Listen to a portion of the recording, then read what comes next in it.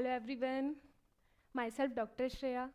बच्चे आज अपन ना जूलॉजी पढ़ेंगे और जूलॉजी में पीवाईक्यू सॉल्व करेंगे, ठीक है ना।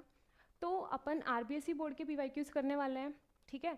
तो आरबीएसई बोर्ड में अपन ये भी देखेंगे कि क्वेश्चन का पैटर्न कैसा आता है, क्वेश्चंस के आंसर कैसे लिखने हैं और लिखना क्या है, ठीक है ना। अपना मेन पर्पस क्या है कि अपन को बेस्ट देना है अपने एग्जाम में, जिससे अपन को मार्किंग अच्छी मिले, ठीक है क्या। मार्किंग कब अच्छी मिलेगी, जब अपन बेस्ट देंगे, बेस्ट लिखेंगे, एग्जामिनर इम्प्रेस होगा। एग्जामिनर इम्प्रेस कब होगा, एग्जामिनर इम्प्रेस जब होगा जब हम अपनी बेस्ट प्रेजेंटेशन देंगे in the form of writing, ठीक है ना। तो अब अपन स्टार्ट करते हैं, ठीक है। तो स्क्रीन सबको विजिबल होगी, तो अपन स्टार्ट करते हैं। देखो बच्चे, सबसे पहले जो अपना पेपर पैटर्न आता है, ठीक है, तो वो अपना इस तरीके से आता है। देखो मैं इसको जूम कर देती हूँ। जो अपना है ना, सबसे पहले आपको ये प्रीफेस देखने को मिलेगा, ठीक है, जिसमें आपको सारा मतलब जो आपकी इंस्ट्रक्शंस हैं वो दिखाई देंगे, ठीक है ना। उसके बाद अपन लोग आते हैं नेक्स्ट पेज से क्वेश्चन करना स्टार्ट कर देते हैं। तो नॉर्मल इंस्ट्रक्शंस हैं जिसके लिए आपको परफेक्ट एक टाइमिंग दी जाएगी और आप लोग वो करोगे, ठीक है। परफेक्ट टाइमिंग दी जाएगी कि आपको उन्हें रीड करना है और उसके बाद अपना पेपर सॉल्व करना स्टार्ट करना है। तो अपन आ जाते हैं, क्वेश्चन करना स्टार्ट करते हैं बच्चे। सबसे पहले हमारे जो पेपर आता है उसमें आते हैं एमसीक्यूज, ठीक है। तो एमसीक्यूज में हम सबसे पहले देखो हिंदी और इंग्लिश दोनों में दिए हुए हैं, है कि नहीं, तो है ना। मैं पहले हिंदी में क्वेश्चन रीड करूंगी, आफ्टर डेट इंग्लिश में भी करूंगी और फिर अपन सॉल्यूशन देखेंगे, ठीक है।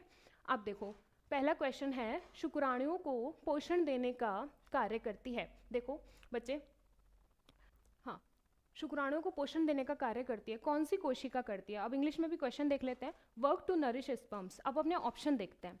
देखो पहला ऑप्शन है सर्टोली सेल्स, दूसरा ऑप्शन है जर्म सेल, तीसरा ऑप्शन है लेडिक सेल और चौथा जो ऑप्शन है वो है वास डेफरेंस। अब खुद देख सकते हैं अपन, जो अपनी सर्ट, पहली बात तो आप लोग जब पूरा पढ़ के आते हैं और जब अपन रिवीजन करते हैं तो अपने एक बात तो रट जाती है कि स्पर्म को नरिशमेंट अगर कोई दे रहा है, मतलब शुक्राणु को कोई पोषण दे रहा है, तो वो कौन सी कोशिका होगी। ऑब्वियसली बात है वो सर्टोली सेल्स ही होती हैं, ठीक है। लेकिन अपन ये भी देखेंगे कि ये तीनों ऑप्शन क्यों नहीं हो सकते। इसका आंसर तो आएगा सर्टोली सेल्स।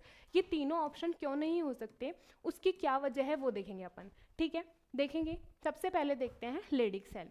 तो बच्चा लेडिक सेल है वो LH हार्मोन रिलीज करता है ना। तो अपन को क्या देखना है कि नरिश कराना है अपन को स्पर्म को, अपन को LH हार्मोन रिलीज नहीं कराना, ठीक है। अपन दूसरा ऑप्शन देखते हैं मेल जर्म सेल, ठीक है। तो जो मेल जर्म सेल है वो तो अपना उसका नरिशमेंट से कोई लेना देना ही नहीं है, ठीक है।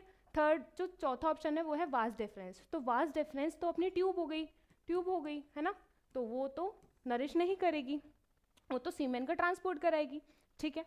अब अपन आ जाते हैं अपने दूसरे क्वेश्चन पे। दूसरा जो क्वेश्चन है बच्चे, ये औषधि लिखा हुआ है, यहाँ पे औषधि है ये।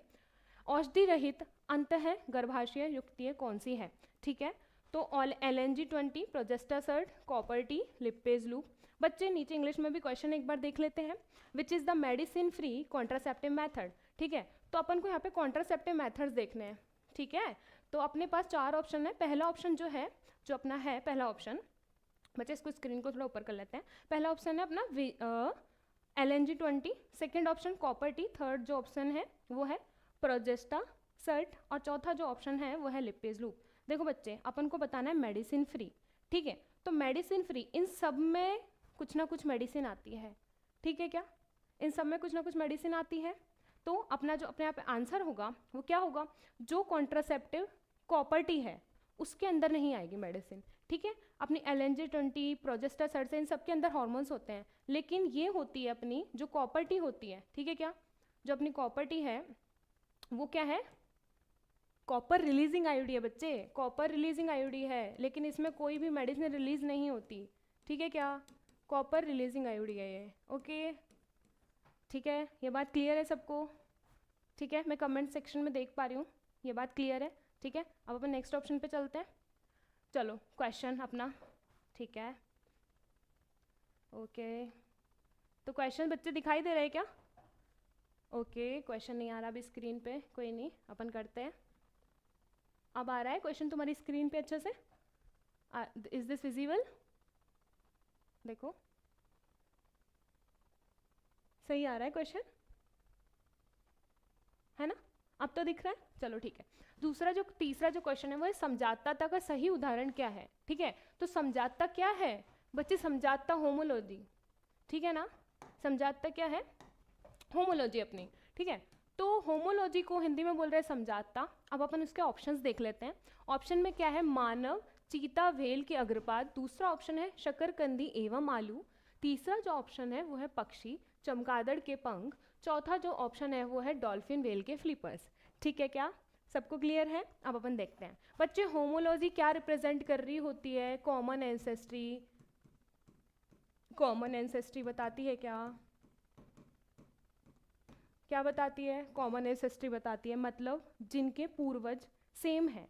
मतलब क्या? जहाँ हड्डियाँ ना सेम है उनकी, उनके पैरों में, हाथों में जो हड्डियों का टाइप है वो सेम है।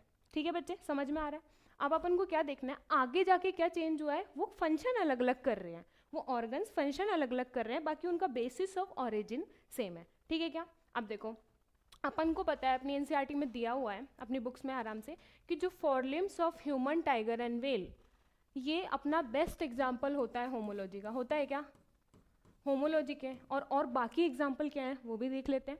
बाकी एक एग्जाम्पल आपको पता होगा, वर्टिब्रेट, वर्टिब्रेट, हर्ट और ब्रेन। दे रखा है क्या? हर्ट एंड ब्रेन दे रखा है ना एग्जाम्पल तुम्हारी बुक में बच्चे? दे रखा है बच्चे? सब समझ पा रहे हैं मेरी बात को? है कि नहीं? समझ पा रहे हैं ना बच्चे? अब देखो आगे, अब अपना अगला क्वेश्चन सॉल्व करते हैं। निम्नलिखित में से संक्रामक रोगों का सही समूह है। ठीक है, संक्रामक, संक्रामक समझ रहे हो, जो इन्फेक्शियस डिजीज हैं, इन्फेक्शियस डिजीज। अब अपन देख लेते हैं चारों ऑप्शन। ठीक है, जो पहला अपना ऑप्शन है वो क्या बोल रहा है? Pneumonia, typhoid, cancer. दूसरा ऑप्शन न्यूमोनिया, डाइसेंट्री, एड्स। तीसरा ऑप्शन एड्स, कैंसर, डाइसेंट्री। चौथा ऑप्शन मलेरिया, टिटनस और आर्थराइटिस। पहली बात तो बच्चे, जब भी अपन इस क्वेश्चन को सॉल्व करें एमसीक्यू, तो अपना एक टारगेट होना चाहिए कि अपन को आंसर निकालना है। तो अपन को एक फॉर्मूला पता होना चाहिए, एक फॉर्मूला आता है एलिमिनेशन। ठीक है, तो एलिमिनेशन का मतलब है कि एलिमिनेशन करने से आपको ना क्वेश्चन बहुत ईजी हो जाता है, चार ऑप्शन में से एक ऑप्शन चूज करना बहुत ईजी हो जाता है। ठीक है, देखो अपन को एक बात तो पता है कि कैंसर जो होती है डिजीज़, वो इन्फेक्शियस तो नहीं है, मतलब संक्रामक रोग नहीं है, कैंसर नहीं है ना, ये इन्फेक्शियस नहीं है, नहीं है, बिल्कुल भी नहीं है। ठीक है, ठीक है क्या बच्चे? इन्फेक्शियस डिजीज़ नहीं है कैंसर। अब आपको आगे क्या देखना है कि कैंसर 3 में आ रहा है, 2 में ऑप्शंस में आ रहा है, तो ये ऑप्शन तो बिल्कुल नहीं हो सकता, ये ऑप्शन भी नहीं हो सकता। ठीक है क्या? 2 ऑप्शन बचे, ये और ये। अब इसमें अपन देखते हैं, अपन को पता है एड्स इन्फेक्शियस है, अपन सब जानते हैं ये बात, एड्स इन्फेक्शियस है क्या? बिल्कुल है, फैलता है एड्स तो। ठीक है, न्यूमोनिया, आपकी एनसीईआरटी में लाइन भी लिखी हुई है, अगर एक न्यूमोनिया का जो डिजीज्ड पर्सन है, जो पीड़ित रोगी है, उसकी किसी भी ड्रॉपलेट, उसकी सलाइवा, ठीक है, उसकी सलाइवा से भी कोई और संक्रमित हो सकता है, इसलिए ये कैसे हो गए, तीनों डिजीज कैसे हो गई? इन्फेक्शियस हो गई। ठीक है क्या? अपन आगे बढ़े बच्चा, बच्चे लोग सबको क्लियर है क्या? ठीक है, आगे क्वेश्चन सॉल्व करें। ठीक है, अब अपना जो अगला क्वेश्चन है वो अपना क्या है बच्चे? देखो, अपना अगला जो क्वेश्चन है वो देखो, निम्नलिखित में से बीओडी का पूरा नाम है। बच्चे समझ में आ रहा है क्या? ये क्या बोलने का है? देखो, निम्नलिखित में से बीओडी का पूरा नाम है। ठीक है, तो बीओडी आपको सबको पता होगा। अब देखो क्वेश्चन देख लेते हैं एक बार, ये क्या बोला कि, अच्छा ये क्वेश्चन अपन कर चुके हैं क्या बच्चा? अच्छा नहीं करा, कोई नहीं, अपन देखते हैं। हाँ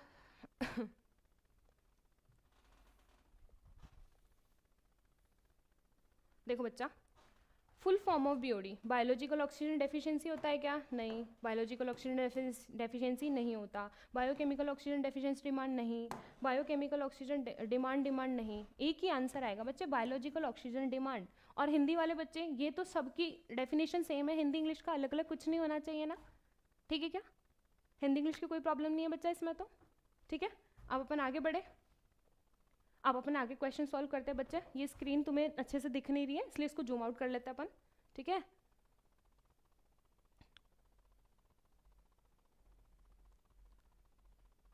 बच्चा अब तुम्हारी स्क्रीन पे दिख रही है क्या? कमेंट सेक्शन में बताओ बच्चा, दिख रही है क्या? नहीं दिख रहा? ठीक है, कोई बात नहीं। ठीक है, अब दिख रहा है बच्चा?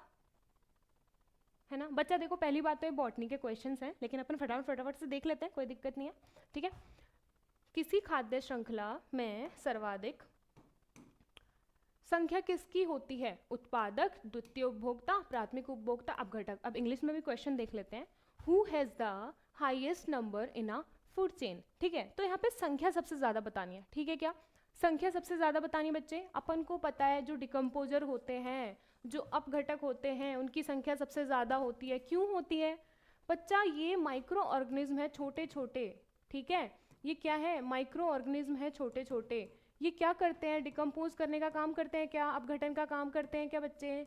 बिल्कुल करते हैं। अब यदि ये डिकम्पोज करने का काम करते हैं तो हमको पता है बैक्टीरियाज तो कितने सारे होते हैं बच्चे, बहुत सारे होते हैं। अपना कर्ड होता है, अपना दही होता है, उसके अंदर कितने सारे लैक्टोबैसिलस बैक्टीरियाज होते हैं ना बच्चे, बहुत सारे होते हैं। तो इनकी संख्या बहुत ज़्यादा होती है डिकम्पोजर्स की, ठीक है क्या। अगले क्वेश्चन में मूव ऑन करते हैं। निम्नलिखित में से आणविक कैंची किसे कहते हैं, ठीक है। ऑप्शंस देख लेते हैं बच्चे। आप अपन इंग्लिश में भी क्वेश्चन देख लेते हैं। Which of the following is called molecular scissor, ठीक है। DNA ligase, restriction endonuclease, DNA polymerase, topoisomerase. बच्चा मोलिकुलर सीजर या फिर आणविक कैंची एक ही है क्या? एक ही है। वो क्या है? रेस्ट्रिक्शन एंडोन्यूक्लियस, ठीक है। जो डीएनए को कट करने में हेल्प करती है वो कौन है? रेस्ट्रिक्शन एंडोन्यूक्लियस, ठीक है बच्चे। ये बॉटनी का क्वेश्चन है पर कोई बात नहीं, अपन देख लेते हैं, ठीक है। अब आ जाते हैं अपन अगले क्वेश्चन पे।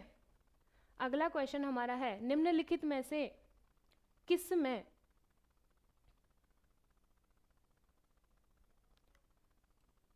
प्लाज्मिड प्राप्त किया जाता है, ठीक है क्या बच्चे। चलो कोई नहीं, अपन इसको इरेज कर लेते हैं एक बार। अपना प्रीवियस जो क्वेश्चन है ये अपना इस पर दिखाई दे रहा है, इसलिए इसको इरेज कर लेते हैं पूरे को।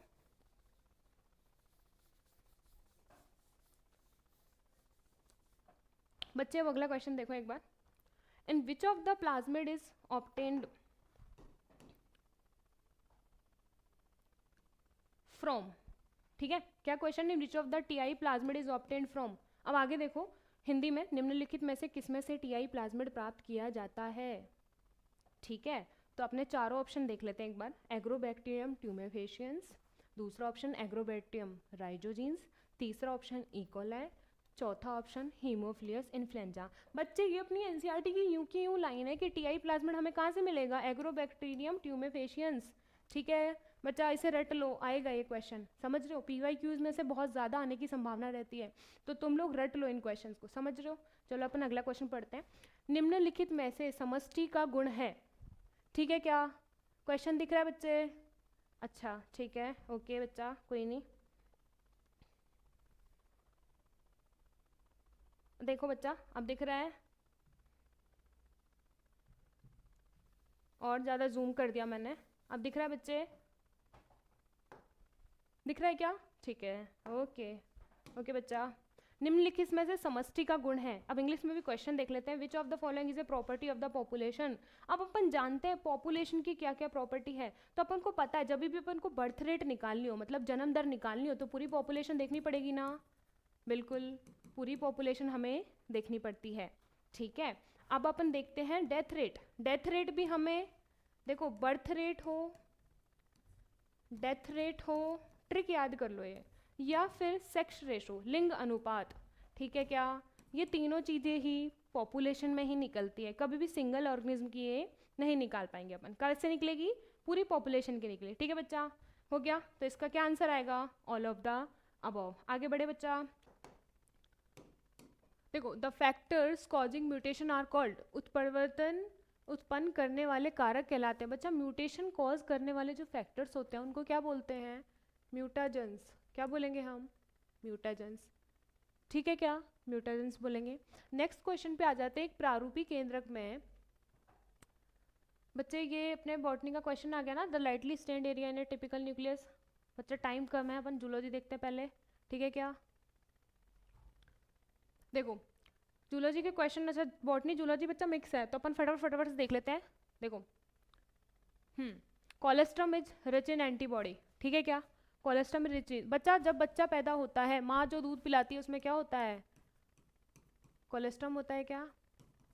कोलेस्ट्रम होता है क्या, ठीक है। उसके अंदर कौन सी एंटीबॉडी होती है बच्चे?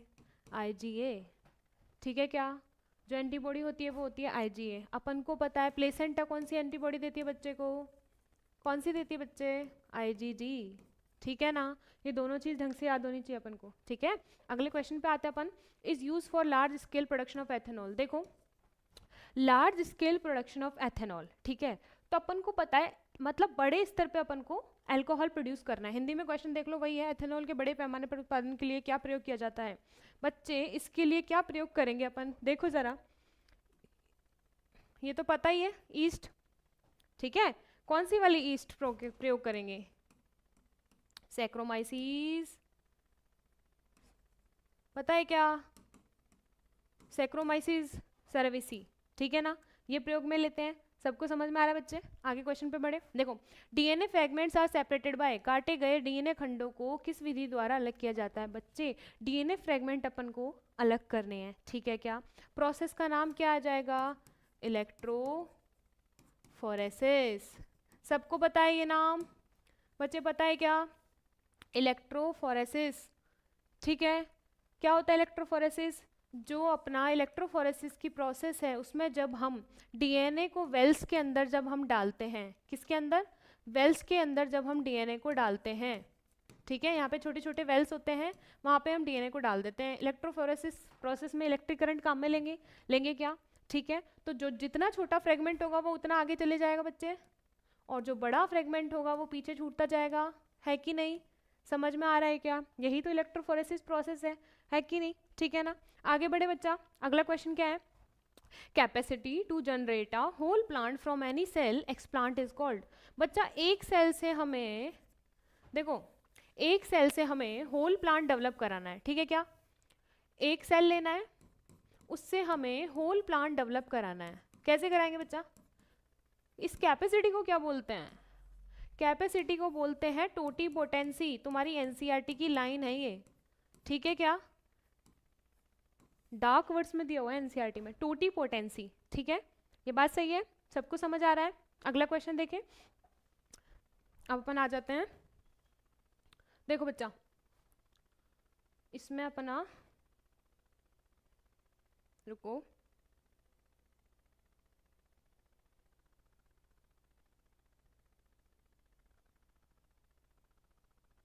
देखो अनुकूली विकिरण का कोई एक उदाहरण दीजिए। बच्चा give any one example of radiation. देखो एक नंबर का क्वेश्चन है, ओनली रेडिएशन का एग्जांपल देना है, इसके अलावा कुछ नहीं बताना, ठीक है क्या? अडप्टिव रेडिएशन पता है एनसीईआरटी में क्या एग्जाम्पल दिया हुआ है? ये नाम सुना है तुमने कभी? Darwin finches. जिसने अच्छे से पढ़ाई कर रखी है उसको तो याद होगा यार, ये तो याद ही होगा, डार्विन फिंचेस।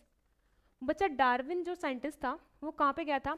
गैलापागोस आइलैंड घूमने गया, ठीक है। वहाँ पे उसने छोटी छोटी ब्लैक बर्ड्स देखी, छोटी छोटी ब्लैक बर्ड्स देखी क्या? ठीक है, तो जब से उसने वहाँ पे डिस्कवरी की अडप्टिव रेडिएशन की, तब से उन बर्ड्स का नाम हमने क्या रख दिया?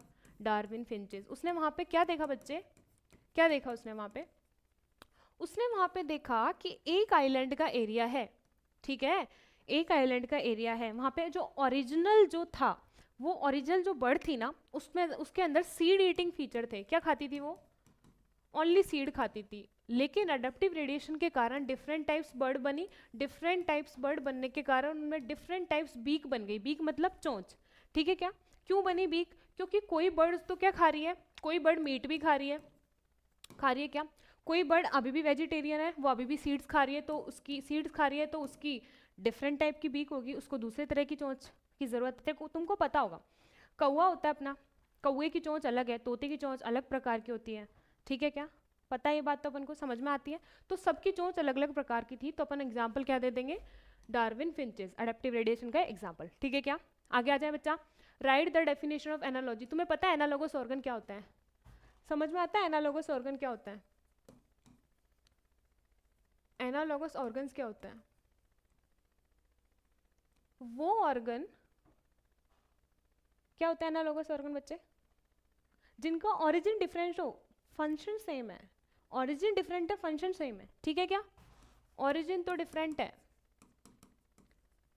ओरिजिन इनका डिफरेंट है, ठीक है क्या? जो उत्पन्न अलग अलग जगह से हुए हैं, जिनका ओरिजिन डिफरेंट है लेकिन इनका फंक्शन सेम है, ठीक है क्या? फंक्शन सेम है, यही है, और इसका क्या है, ये डेफिनेशन है, ठीक है।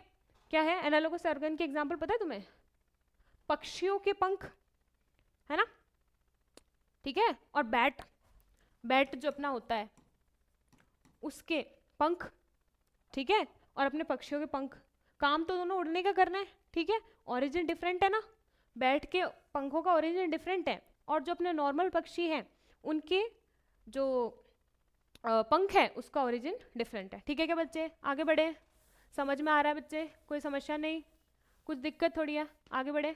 चलो अगला क्वेश्चन आता है अपना, which test is use to confirm typhoid fever. बच्चा ये तो सिंपल है, विडाल टेस्ट, ठीक है, विडाल टेस्ट, कोई दिक्कत क्या, कोई दिक्कत क्या बच्चे, अब तक कोई दिक्कत नहीं ना, आगे बढ़ते हैं।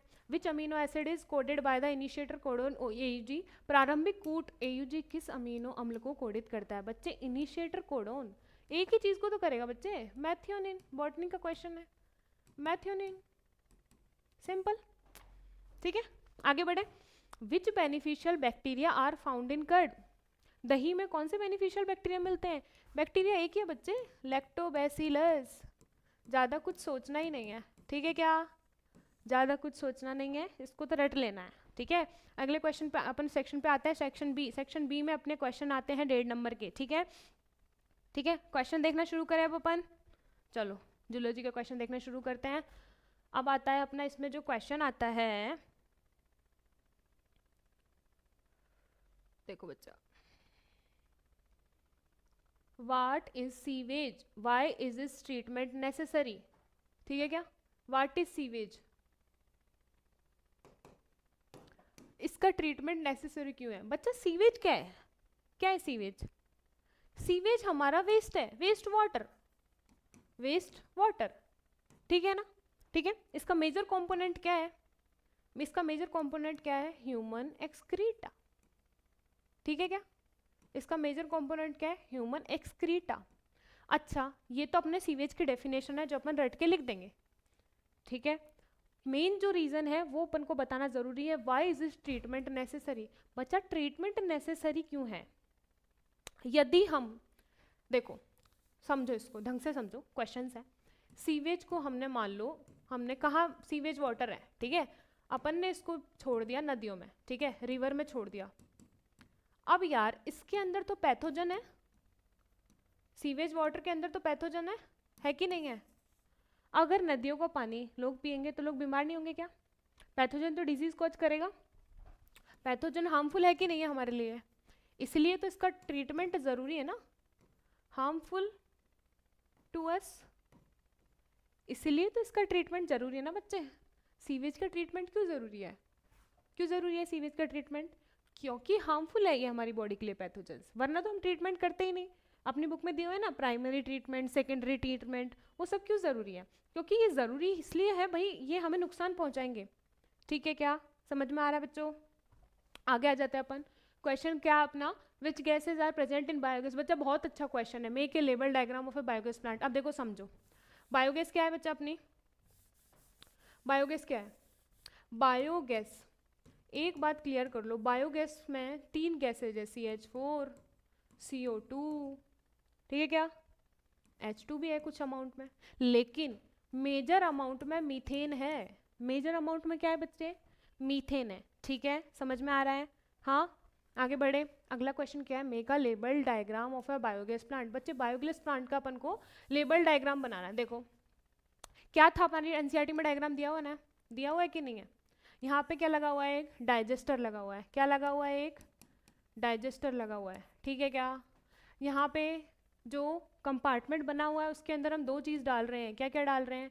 इधर से तो हम डाल रहे हैं डंग, और इधर से क्या डाल रहे हैं, वाटर, ठीक है क्या, ठीक है, हमने इसको कर दिया कनेक्ट, कर दिया क्या, हमने एक और कंपार्टमेंट इधर बनाया, ठीक है, इधर हमने पाइप से इसको अटैच कर दिया, ठीक है बच्चे, इधर हमने पाइप एक निकाला जिससे हम गैस निकालेंगे, यहाँ पे क्या है, गैस, ठीक है क्या, ठीक है, डाइजेस्टर, तो जब हम यहाँ पे डंग और वाटर डालेंगे डाइजेस्टर में जाके ये मिक्स होगा, ठीक है, यहाँ पे क्या आएगा, स्लज, जो हमारा बचा हुआ जो कचरा आएगा वो अपना आएगा स्लज। ठीक है क्या बच्चे, दिख रहा है, नहीं दिख रहा, कोई नहीं, नीचे करके लिख देते हैं। यहाँ पे क्या है, स्लज आएगा, स्लज। ठीक है, बचा हुआ जो कंपोनेंट है उसको स्लज बोलेंगे, और जो गैस है हम यहाँ पाइप से निकाल लेंगे। तो ये हमारा डायग्राम हो गया क्या? ठीक है बच्चे, आगे क्वेश्चन पे मूव ऑन करते हैं अपन। राइट बच्चा, ये बॉटनी का क्वेश्चन है। अगला क्वेश्चन देखते हैं अपना क्वेश्चन कहाँ है। What is genetically modified organism, right any 2 usages of such plant. बच्चे जेनेटिकली मॉडिफाइड ऑर्गेनिज्म समझो, यहाँ पे जीएमओ क्या है, जीएमओ, जीएमओ क्या है बच्चे? हमने मैनिपुलेट किया है, किसको? क्या होता है जेनेटिकली मैनिपुलेशन? किसको कर रहे हैं हम मैनिपुलेशन? हम जीन्स को मैनिपुलेट कर रहे हैं। ठीक है क्या, मैनिपुलेशन ऑफ जीन्स। ठीक है क्या, manipulation of jeans of plants, animal, जानवरों की, पौधों की, फंजाई एंड माइक्रो ऑर्गेनिज्म। ठीक है क्या, माइक्रो ऑर्गेनिज्म। ठीक है क्या, हम इनको क्या कर रहे हैं, मैनिपुलेट कर रहे हैं। क्यों? कुछ अच्छे पर्पस से। ठीक है, कुछ अच्छे पर्पस के लिए मैनिपुलेट कर रहे हैं। अब अगला देखते हैं, राइट एनी 2 यूजेस। बच्चा ऐसे प्लांट्स का क्या यूज है? देखो प्लांट्स 2 मेजर यूज क्या है। देखो अगर हमने किसी प्लांट को जेनेटिकली मॉडिफाई कर लिया, ठीक है क्या, यदि जेनेटिकली मॉडिफाई हमने कर लिया और उसके अंदर हमने कुछ ऐसे जीन डाल दिए जिससे कि उसके अंदर वो डिजीज नहीं हो सकती, हमने कुछ ऐसे जीन डाल दिए जिससे कि उसके अंदर डिजीज ना हो, तो हमारे पास पहला फैक्टर तो ये हो जाएगा कि हमने उसको डिजीज से बचा लिया, प्रिवेंशन ऑफ डिजीज। ठीक है क्या, अब अगर डिजीज का ही प्रिवेंशन हो जाएगा तो हमें पेस्टिसाइड डालने की कम जरूरत पड़ेगी। क्यों? क्योंकि पेस्टिसाइड से पेस्ट क्या है बच्चे, पेस्ट क्या है? देखो एक एक चीज समझो, पेस्ट क्या है? पेस्ट हमारी जो क्रॉप है उसको क्या पहुंचा रहे हैं, नुकसान पहुंचा रहे हैं। ठीक है, हार्म दे रहे हैं हमारे क्रॉप को। कीट जो है हार्मफुल टू क्रॉप्स, बेकार है हमारी क्रॉप्स के लिए, इसलिए हम देते हैं पेस्टिसाइड। लेकिन अब हमने प्लांट्स को ही जेनेटिकली मॉडिफाई कर दिया, ऑलरेडी उनके अंदर कुछ ऐसे टॉक्सिन दे दिए कि हमें ऊपर से केमिकल पेस्टिसाइड डालने की जरूरत नहीं पड़ रही। ठीक है क्या, समझ में आ रहा है बच्चे? आगे देखें। अच्छा पहला पॉइंट तो ये हो गया। ठीक है, एक और पॉइंट एनसीईआरटी में, एनसीईआरटी में 5-6 पॉइंट है। ठीक है, अपन को 2 बताने हैं। दूसरा अपन ये देख सकते हैं कि हम उसको पोस्ट हार्वेस्ट लॉसेस से बचा सकते हैं। किससे बचा सकते हैं हम उसको? Post harvest losses, post harvest losses से बचा सकते हैं। पोस्ट हार्वेस्ट लॉसेस का क्या मतलब है? देखो जेनेटिकली मॉडिफाई कर रहे हैं ऑर्गेनिज्म को, इतनी मेहनत क्यों कर रहे हैं?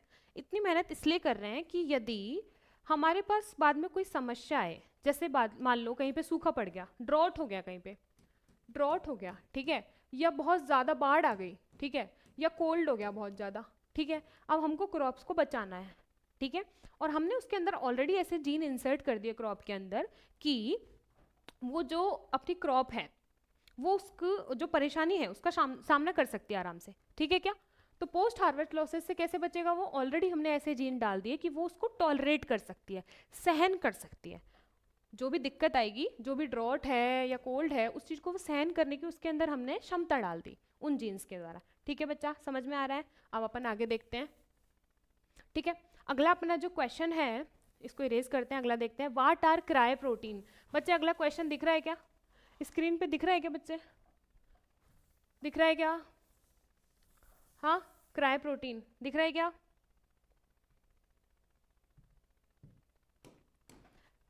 बैक्टीरिया का क्या नाम दिया हुआ है एनसीईआरटी में? बैसिलस थ्रियोजेनेसिस। ठीक है क्या, क्राई प्रोटीन बैसिलस थ्रियोजेनेसिस से हम क्या लेते हैं? बैसिलस थ्रियोजेनेसिस से हम एक निकालते हैं टॉक्सिन। ठीक है, उस टॉक्सिन को कोड कौन कर रहा होता है? क्रायोजीन कोड करता है। क्रायोजीन जो है वो टॉक्सिन कोड करता है बैसिलस थ्रियोजेनेसिस के अंदर, वो क्रायो प्रोटीन को कोड करेगा। ठीक है क्या, किससे हमें मिलेगा क्रायोजीन? किससे मिलेगा बच्चे? हमें मिलेगा क्रायोजीन बैसिलस थ्रियोजेनेसिस से। ठीक है क्या, समझ में आ रहा है बच्चे? बैसिलस थ्रियोजेनेसिस से हमें क्रायोजीन मिलेगा। ठीक है, इज इट क्लियर? ठीक है क्या, अब देखो क्रायोजीन मिल गया, क्राई प्रोटीन बन गए। Where do we get this protein? Protein तो हमें बैसिलस थ्रियोजेनेसिस से मिल रहे हैं, और क्राई प्रोटीन है क्या? क्राई प्रोटीन क्रायोजीन से बनेंगे। इनका काम क्या होता है? बचाते किससे हैं? देखो बच्चा, अपनी एनसीईआरटी में दो चीज़ दी हुई है, एक तो है क्राई फर्स्ट एसी, ठीक है, और क्राई सेकेंड AB। तुम्हें पता है अपन को किससे बचाएगा? किससे बचाएगा? कॉटन बॉलवर्म से। किससे बचाएगा ये अपन को? कॉटन बॉलवर्म से बचाएगा ये हमको। दिख रहा है क्या बच्चे? दिख रहा है? हाँ दिख रहा है। किससे बचाएगा ये हमको? कॉटन बॉलवर्म से बचाएगा, है नहीं क्या? बिल्कुल सही है। और दूसरा क्राई, ठीक है, फर्स्ट AB, ये हमें बचाता है कॉर्न बोरो से। बच्चे अगर तुम ये एग्जाम्पल लिख के आओगे ना एग्जाम में, तो तुम्हें बहुत अच्छे मार्क्स मिलेंगे। एग्जाम्पल लिख कर आओगे ना, ये अच्छे मार्क्स मिलेंगे। बच्चा अपने बोर्ड एग्जाम में क्या मैटर करता है? मैटर ये करता है हम वहाँ पे क्या रिप्रेजेंट कर रहे हैं। सबसे ज़्यादा मैटर करता है हमने एग्जामिनर के सामने हमारी कॉपी को कैसे रिप्रेजेंट किया है, ठीक है क्या? जितनी अच्छी कॉपी रिप्रेजेंट करेंगे उतने अच्छे मार्क्स मिलेंगे, ठीक है क्या? समझ में आ रही है बात? तो एग्जाम्पल लिखोगे तो और अच्छे मार्क्स मिलेंगे, बढ़िया मार्क्स मिलेंगे, लोगों से ज़्यादा मार्क्स आएंगे, ठीक है? यही लिए तो पढ़ रहे हैं, इसीलिए तो पढ़ रहे हैं, यही तो कारण है ना। अच्छा, अब अपन अगले क्वेश्चन पे आ जाते अपने पे। बच्चे ये अपने लास्ट स्लाइड है और लास्ट क्वेश्चंस है, ठीक है? ध्यान से देखते हैं। देखो ये अपना सेक्शन डी है और यहाँ आते हैं अपने बड़े क्वेश्चन, ठीक है? हिंदी में भी देखते हैं और इंग्लिश में भी देखते हैं। बच्चा जो क्वेश्चन है वो निबंधात्मक प्रश्न है और उसके अंदर हमारा और वाला हमें सिस्टम दे रखा है, मतलब हमें एक ही क्वेश्चन अटेम्प्ट करना है और लिखना बड़ा है, ठीक है? क्वेश्चन 4 नंबर का है, ठीक है? अब देखो, निम्नलिखित में अंतर बताते हुए प्रत्येक के उदाहरण दीजिए। सहज एवं उपार्जित प्रतिरक्षा, सक्रिय एवं निष्क्रिय प्रतिरक्षा। इंग्लिश में भी देख लेते हैं। Explain the difference in the following and give example of each. इनेट and acquired immunity and active and passive immunity. अच्छा, तो बच्चे सबसे पहले तो अपन इनेट और एक्वायर्ड इम्यूनिटी के बीच में डिफरेंस समझते हैं, ठीक है क्या? सहज एवं उपार्जित प्रतिरक्षा के बीच में डिफरेंस। इनेट क्या होता है? जो हमें बचपन से मिली है, मतलब वो नॉन स्पेसिफिक है। नॉन स्पेसिफिक का क्या मतलब हुआ बच्चे? नॉन स्पेसिफिक का मतलब ये हुआ कि वो किसी पर्टिकुलर एंटीजन के लिए स्पेसिफिक नहीं है, वो सबके लिए ही है। भले ही हमारी बॉडी को कोई सा भी ऑर्गेनिज्म अफेक्ट कर रहा हो, ठीक है, सबके लिए है। 4 बैरियर्स होते हैं हमारी इनेट इम्यूनिटी के अंदर। कौन कौन से 4 बैरियर होते हैं बच्चे? पहला होता है फिजिकल बैरियर, होता है क्या? फिजिकल। दूसरा क्या होता है बच्चे? फिजियोलॉजिकल बैरियर, ठीक है क्या? Physiological barrier. साइटोकाइन बैरियर और सेल्यूलर बैरियर, ठीक है क्या? साइटोकाइन बैरियर और सेल्यूलर बैरियर, ठीक है क्या? समझ में आ रहा है बच्चे? ठीक है क्या?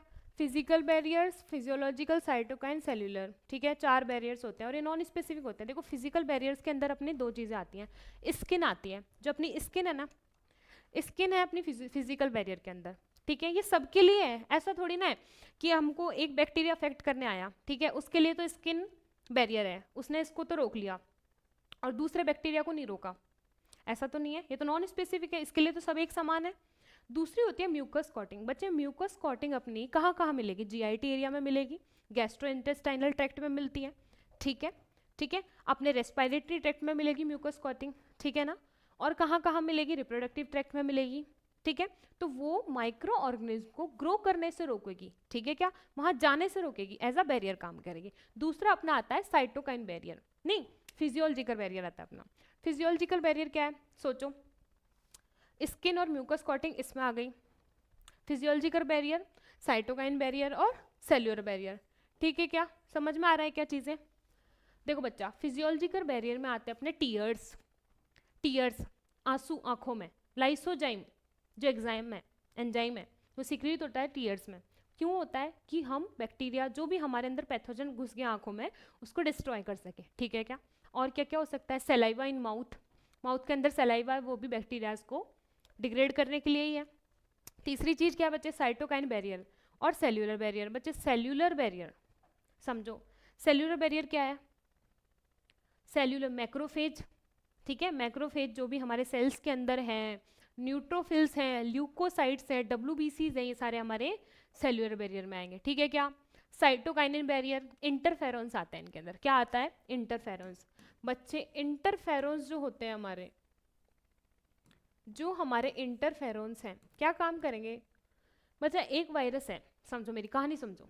एक वायरस है, ठीक है, हमारी बॉडी में आ गया और उसने एक सेल को इन्फेक्ट कर दिया। जिस सेल को वो इन्फेक्ट करेगा वो सेल इंटरफेरेंस निकालेगा, ठीक है क्या?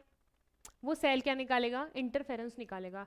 इंटरफेरेंस एक तरीके का साइन है, वो अलर्ट भेज रहा है बाकी सेल्स के लिए। क्या भेज रहा है? अलर्ट भेज रहा है बाकी सेल्स के लिए कि तुम लोग बच जाओ, ठीक है। इंटरफेरेंस निकलने से बाकी सेल डैमेज होने से बच जाएंगे। ये बात समझ में आ रही है सभी को? बिल्कुल क्लियर है क्या? ठीक है, अब अपन आगे बढ़ते हैं। अब अपना दूसरा डिफरेंस क्या है बच्चे? एक्टिव और पैसिव इम्यूनिटी। अच्छा हाँ बच्चे, एक्वायर्ड इम्यूनिटी तो रह गई, इन्नेट ही पड़ी अभी तो, एक्वायर्ड रह गई ना। देखो बच्चा, इन्नेट एक्वायर्ड क्या है? एक्वायर्ड इम्यूनिटी वो है जो हमने एक्वायर की है, मतलब हमने उपार्जित की है। जैसे किसी इंसान को कोई डिजीज हो गई, ठीक है, मान लो राइनाइटिस हो गया उसे, ठीक है, राइनो बैक्टीरियम ने उसे अफेक्ट कर दिया, ठीक है, राइनो वायरस ने, राइनाइटिस हो गया उसे। अब राइनाइटिस होने पे जो पैथोजन उसके कांटेक्ट में आया है, उसकी बॉडी ने उसके प्रति एंटीबॉडी बना लिया। क्या? जो पैथोजन उसके कांटेक्ट में आया उसकी बॉडी ने उसके प्रति एंटीबॉडी बना लिया। क्या? बना लिया। तो नेक्स्ट टाइम जब वो दोबारा वो पैथोजन उसे अफेक्ट करने आएगा तो हमारी जो बॉडी है ना, वो ज़्यादा बड़ा रिस्पॉन्स देगी, एनेमनेस्टिक रिस्पॉन्स देगी। कैसा? एनेमनेस्टिक रिस्पॉन्स देगी। क्यों?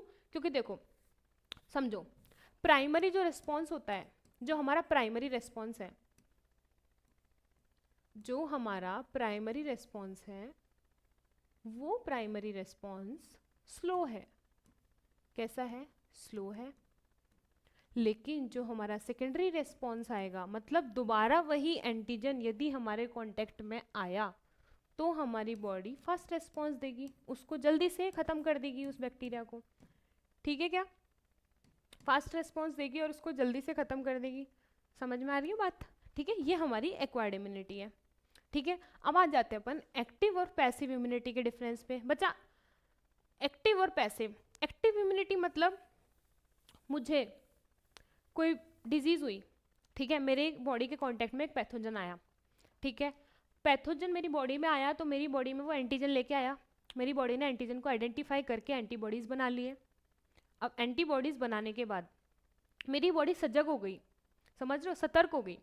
नेक्स्ट टाइम वही एंटीजन यदि आया तो मेरी बॉडी पहचान जाएगी और जल्दी से उसको खत्म कर देगी, ठीक है। तो ये हमारी हुई एक्टिव इम्यूनिटी, ठीक है। ये तो हमारी बॉडी ने खुद ने एक्टिवली एंटीबॉडी डेवलप करना सीखा है एंटीजन को देख के। एक होता है पैसिव इम्यूनिटी। बच्चा, पैसिव इम्यूनिटी के सबसे अच्छा जो एग्जाम्पल है ना, समझने की भी जरूरत नहीं पड़ेगी। जो मदर होती है ना, वो अपने बच्चे को क्या देती है? बच्चे, अपने बच्चे को क्या देती है मदर? कोलेस्ट्रम के द्वारा आईजी एंटीबॉडी देती है। क्या? कोलेस्ट्रम के द्वारा जो इनिशियल डेज में जो उसका मिल्क होता है मदर का, क्या देती है? आईजी एंटीबॉडीज देती है। क्या? ये पैसिव इम्यूनिटी है कि उसको बनी बनाई एंटीबॉडीज मिल रही है बिना एंटीजन के, ठीक है क्या? समझ में आ रहा है बच्चे? हाँ, अब अपन आ जाए अगले क्वेश्चन पे। ये होती है पैसिव इम्यूनिटी अपनी। अब अपन आगे बढ़ जाते हैं। जो अपना अगला क्वेश्चन है ना बच्चे, देखो, what is metastasis? What is metastasis? Explain the causes, diagnosis and treatment of cancer. बच्चा, मेटास्टेसिस की प्रॉपर्टी का मतलब होता है जो कैंसर सेल्स होते हैं ना, कैंसर सेल्स वो एक जगह नहीं टिकते, यहाँ पे रहेंगे, फिर वो दूसरी जगह चले जाएंगे, वहाँ के सेल्स को खराब कर देंगे, डैमेज पहुँचाएंगे, फिर वो तीसरी जगह चले जाएंगे, वहाँ के सेल्स को खराब कर देंगे, ठीक है क्या? यहाँ से भी जा सकते हैं बिल्कुल डायरेक्टली, समझ रहे हो? अलग एक ऑर्गन से वो दूसरी जगह जा रहे हैं, पहले इस जगह से दूसरी जगह जाके खराब करेंगे, तीसरी जगह जाके खराब करेंगे। ये मेटास्टेसिस की प्रॉपर्टी है। मतलब समझ रहे हो? मेटास्टेसिस, एक कैंसर सेल ने बाकी सबको डैमेज करना शुरू कर दिया, एक जगह से दूसरी जगह वो ट्रांसफर हो रहा है, ठीक है। तो ये मेटास्टेसिस की प्रॉपर्टी है। Explain the causes, diagnosis, treatment. अब बच्चा, ये देखो, ये क्वेश्चन 4 नंबर का है, तुम इसको अच्छे से रिप्रेजेंट करोगे तो बढ़िया मार्क्स मिलेंगे। देखो समझ रहे हो, 1 + 1 + 1 + 1, 4 तरीके से इसने डिवाइड किया है। मेटास्टेसिस की जो डेफिनेशन लिखेगा 1 नंबर मिल जाएगा उसे, जो कॉज को एक्सप्लेन कर देगा उसको 1 नंबर मिल जाएगा, डायग्नोसिस लिख देगा उसका अलग से 1 नंबर मिल जाएगा, और ट्रीटमेंट लिख देगा तो एक और नंबर मिल जाएगा, ठीक है क्या? जिसने सारे लिख दिए उसको पूरे 4 नंबर मिल जाएंगे। बच्चा, कॉज, कॉज देखो, कॉज जो कैंसर कॉज करते हैं उन फैक्टर्स को हम बोलते हैं बच्चा कार्सिनोजेंस। ठीक है क्या? क्या बोलते हैं उन्हें हम? कार्सिनोजेंस। ठीक है क्या? कार्सिनोजेंस कई तरीके के हो सकते हैं, फिजिकल, केमिकल, जितने भी हमारी बॉडी के चारों तरफ कोई भी कार्सिनोजन जो हमारी बॉडी में कैंसर कॉज कर सकता है उनको हम कार्सिनोजन बोल सकते हैं। फिजिकल, केमिकल, एनवायरमेंटल, कई तरीके के हो सकते हैं। ठीक है, अब देखो दूसरा जो कॉज हो सकता है एक मेजर, वो कॉज क्या हो सकता है? सेल्यूलर ऑन्कोजेंस। दूसरा जो कॉज है ना वो है सेल्यूलर ऑन्कोजेंस। बच्चा सेल्यूलर ऑन्कोजेंस क्या होता है? मैम ये क्या कहानी है ये बताओ। बच्चा हमारी बॉडी में प्रोटो ऑन्कोजीन्स प्रेजेंट होते हैं। क्या होते हैं? प्रोटो ऑन्कोजीन्स प्रेजेंट होते हैं। हमारी बॉडी के अंदर प्रोटो ऑन्कोजीन्स प्रेजेंट होते हैं। यदि ये एक्टिव हो जाएंगे, यदि ये एक्टिव हो गए तो हमारी बॉडी में कैंसर हो जाएगा। समझ में आ रहा है क्या? ठीक है, प्रोटो ऑन्कोजीन्स यदि एक्टिव हो गए तो हमारी बॉडी में कैंसर हो जाएगा। ठीक है, अब अपन आ जाते हैं इसके डायग्नोसिस। बच्चा डायग्नोसिस कैसे करेंगे? देखो अब डायग्नोसिस देख लेते हैं हम। डायग्नोसिस हम ऐसे करेंगे कि हमारे पास हम कई तरीके की टेक्निक काम में ले लेंगे। पहले हम कर लेते हैं बायोप्सी। ठीक है, और बायोप्सी के साथ हमें क्या करना पड़ता है? Histopathological studies. ठीक है, अब देखो इसको हिंदी में समझेंगे कि हिस्टोपैथोलॉजिकल स्टडीज होती क्या है। हिस्टोपैथोलॉजिकल स्टडीज क्या होती हैं? ठीक है क्या बच्चा? बायोप्सी का मतलब है मैंने एक सेल लिया, मैंने एक सेल लिया, ठीक है, उसे बहुत सारे सेक्शंस में कट किया, इसका एक सेगमेंट उठाया और उसे मैं ले गई पैथोलॉजिकल लैब में। कहाँ पे ले गई? पैथोलॉजिकल लैब में ले गई। कहाँ पे ले गई?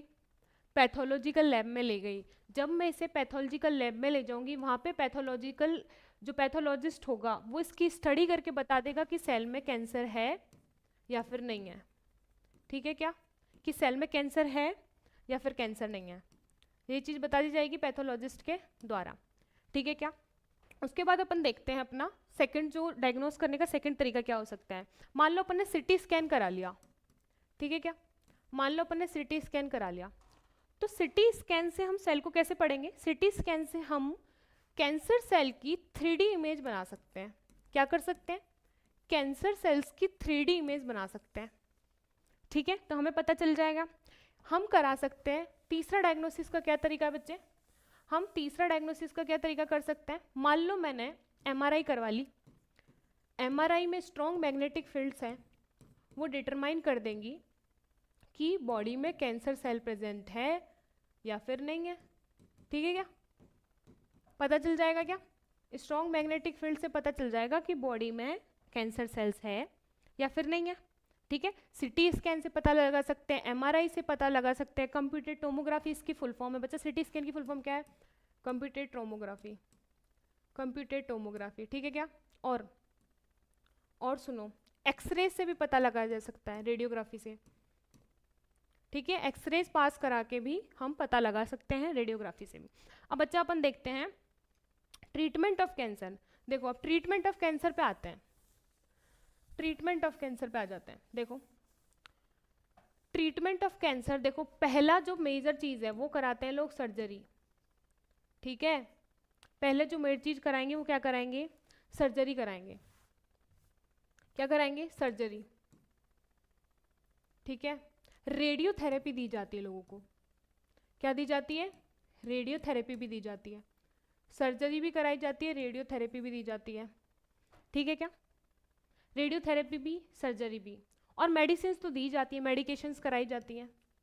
ठीक है, लेकिन ज़्यादातर ऐसा होता है कि तीनों ही चीज़ें साथ साथ चलाई जाती है, तीनों ही चीज़ें साथ साथ चलाई जाती है। सर्जरी भी, मान लो सर्जरी क्यों कर रहे हैं? मान लो इस मेरे लिवर में, मान लो लिवर में कैंसर सेल्स हमने देख लिए, लिवर के अंदर हमको पता चल गया कि कैंसर सेल्स हैं, तो उस एरिया को, सेगमेंट को हटा दिया जाएगा वहाँ से सर्जरी करके, उस एरिया को हटा दिया जाएगा जिससे वो बाकी जगह स्प्रेड ना हो। ठीक है ना, बाकी जगह ना फैले। ज़्यादातर लोगों में ये तीनों ही चीज़ें कराई जाती है, सर्जरी, रेडियोथेरेपी और मेडिकेशंस, मेडिसिन साथ साथ चलती हैं।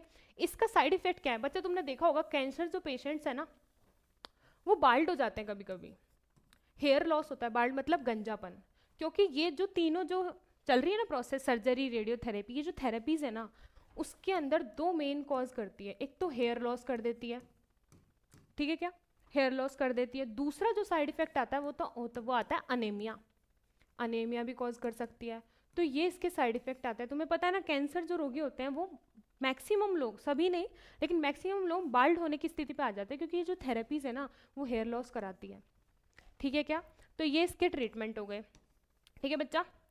अब देखो ये अपन ने पीवाईक्यू सॉल्व करे, पीवाईक्यू के क्वेश्चन जूलॉजी के, ठीक है।